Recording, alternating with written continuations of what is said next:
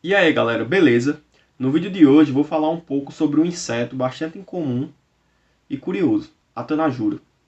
E também vou comentar um pouco sobre as formigas cortadeiras ou saúvas.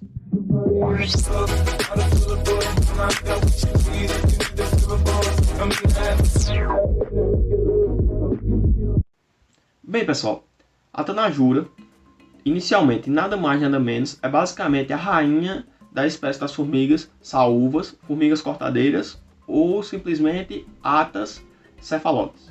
Algo bastante curioso sobre essa espécie é que no seu estágio larval ou de pupa, dependendo da maneira que a formiga for tratada nesse estado, ele pode desenvolver um indivíduo diferente um do outro. Por exemplo, no caso dos indivíduos mais cuidados, eles dão origem às tanajuras, que no caso são as maiores e que dão origem a um outro formigueiro.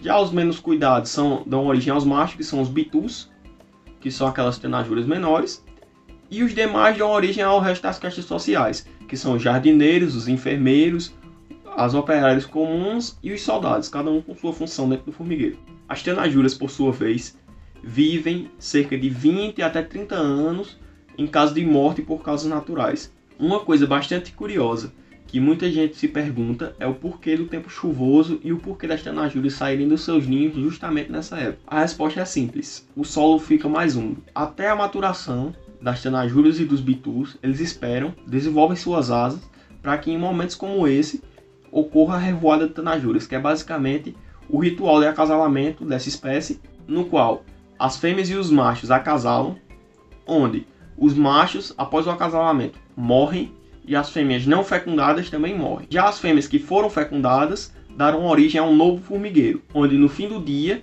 elas pousam em um local de terra de sua escolha, no qual ela arranca suas asas e começa a cavar um buraco com cerca de 30 centímetros de profundidade. Conforme uma tradição indígena deixada por nossos antepassados sul-americanos, é bastante comum, na época de revoada de tanajuras, as pessoas capturarem elas e removerem seus abdômenes e torrarem elas com farinha de mandioca, fazendo a famosa farofa de tanajura. Voltando ao processo natural das coisas, após a rainha ter dado início ao que posteriormente vem a ser o formigueiro, ela começa um processo no qual ela coloca a bolota de fungo, que vem dar origem ao fungo que posteriormente vai alimentar todo o formigueiro.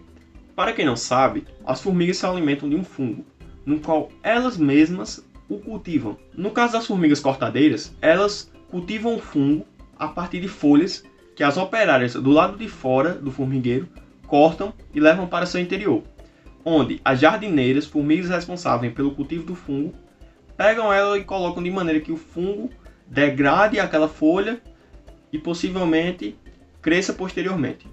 Cada rainha carrega com si meio que uma muda desse fungo. No caso das saúvas, a gente chama de bolota de fungo, que é meio que uma bolinha que posteriormente vem a ser o fungo.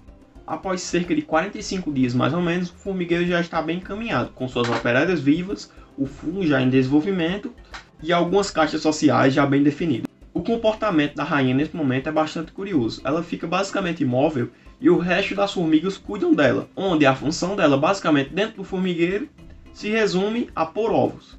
Essa espécie de formiga é muito comumente utilizada como animal de estimação. Isso, você não ouviu errado. Animal de estimação. Basicamente, eles pegam as formigas, no caso as tanajuras, após serem fecundadas e colocam num pote e começam a tratar dela e de todo o seu desenvolvimento do formigueiro.